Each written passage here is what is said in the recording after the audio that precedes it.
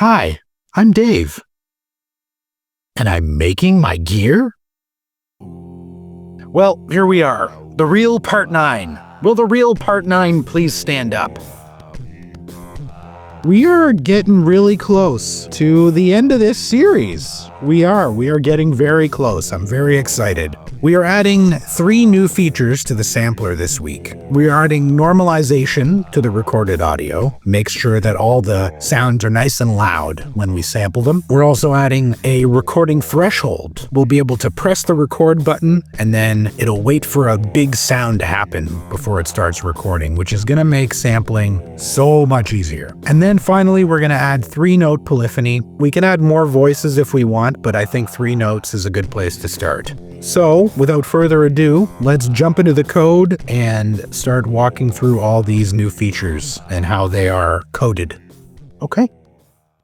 Alright, so first thing, let's do normalize audio. Let's jump down to the new function. So what this is going to do, it's going to rescale our recorded audio so that the loudest peak maps to the full 8-bit range, right? So this first part here, this finds the loudest and quietest points in the recording. Since our audio is centered at 128, this just shows us where the loud and the quiet moments are in the actual audio.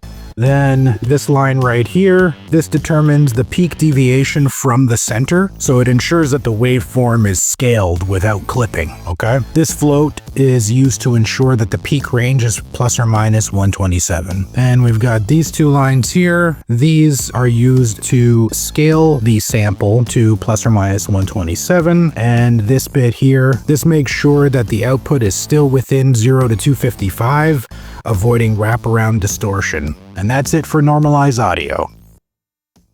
Recording threshold is next. This section detects incoming sound based on a volume threshold and starts recording once it's passed. Also capturing a short audio buffer before the sound for like a pre-roll so that we catch those transients right when we start recording. So these 2 definitions right here.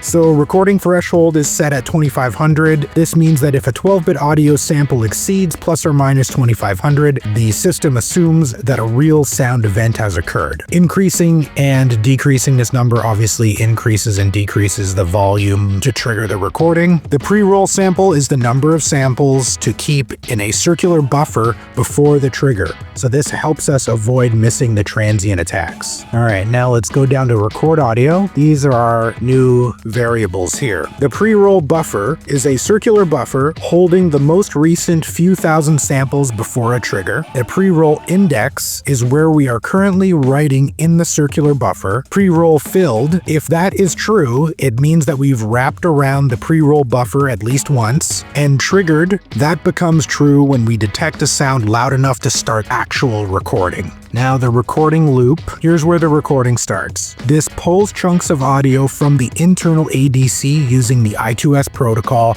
that we set up last time. Then, this converts the 16-bit sample from I2S to 8-bit unsigned for easier memory use and DAC playback, okay? Then, this is the threshold check. When the signal magnitude exceeds 2500, we start the actual recording. So this fade is a little bit different than what we were doing before. What we're doing is we're adding a short fade in of neutral centered samples to prevent those clicks happening at the start of an audio file. Finally, we dump the pre-roll into the main audio buffer so the start of the recording doesn't miss the attack of the sound. And then we go on to grab the rest of the recording like we did in our previous example. So that's it for the recording threshold. Okay. Let's go to Polyphony. There are a couple things that we need to set up first before we move on with Polyphony. So, first thing we got to do is define the number of voices, obviously. For those who don't know, the number of voices is the number of buttons we press on the keypad simultaneously will play back the recorded sample. We need to set up a struct for Polyphony. The reason for this is because we need to know a couple different things. We need to know if the voice is active, we need to know where it is in the sample, we need to know the pitch that it's playing at, and we need to know which button triggered it. In our setup, we set up our defaults for our polyphony. Then we set up a function that is just used to find a free voice in the keypad. Whenever we press a button, we'll know which other voices are free. Then down here, this is where we actually trigger the voice. okay? When a button is pressed, we assign a free voice to it. We set the playback index to 0, and then the pitch is calculated from the button number using our semitone math in float get playback rate from button. Next, we go to handle audio playback. So inside audio playback with this line here, we're saying we're only processing the active voices. Next, for each sample in the output buffer, we used float-based indexing to allow for our pitch shifting. So then we interpolate between two adjacent samples. We're doing fade-in, fade-out logic on our full recorded sample, okay? So we have a sine fade for smooth attack, and we have a squared fade-out for a tapered release. So when we press that loop set button, we're gonna get a really nice loop with those two different fades on each end of our audio file. So the final step in Polyphony, we take our 8-bit values, we convert them to be used in our DAC. We scale them to prevent clipping with the multiple voices and then blend them into the output buffer. And that's it for Polyphony. Let's test out our setup here. One thing to note is that I'm not using my little Zoom recorder this week because it doesn't turn on me. So I've actually got a SM58 hooked up to my SP404 Mark II, and it is running directly into my laptop in audio interface mode. So there's no fancy effects or anything on the unit. It's just going direct from the microphone into the computer. I am going to press record and you will see the sampler wait, and then I will say something and we will do our polyphonic playback. Here we go. Hey, ho, hey, hey, ho, hey, hey, ho, hey, hey,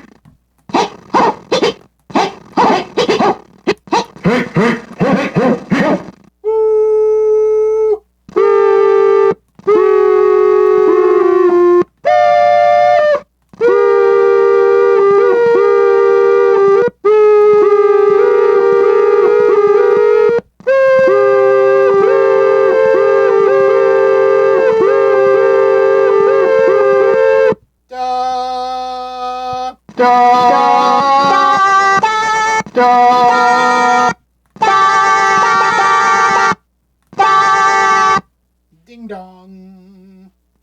Ding dong. Ding dong. Ding dong. Ding dong.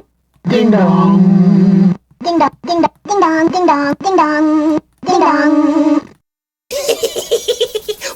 It's working great. I love it. It's working really good. I'm very happy. Yeah, and it sounds cool too. So, in terms of like the basic functionality of the sampler, we're now in the territory of like it works. It could exist just like this. But I did say that I wanted a line-in jack. And so I'm going to be adding a line-in jack next week. And what that's going to allow us to do is really fine-tune the pitch across our keypad as well, right? Because we'll be able to take in, say, a tone from the computer into the sampler and then have it across the keypad, and then we can tweak those values to make sure that our pitch is...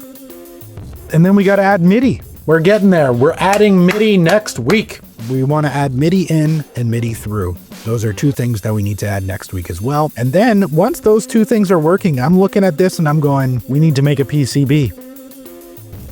So there you go. If that is something that interests you, please subscribe to the channel. For those who have subscribed, I salute you. And as always, thanks for watching, and I'll see you in the next video.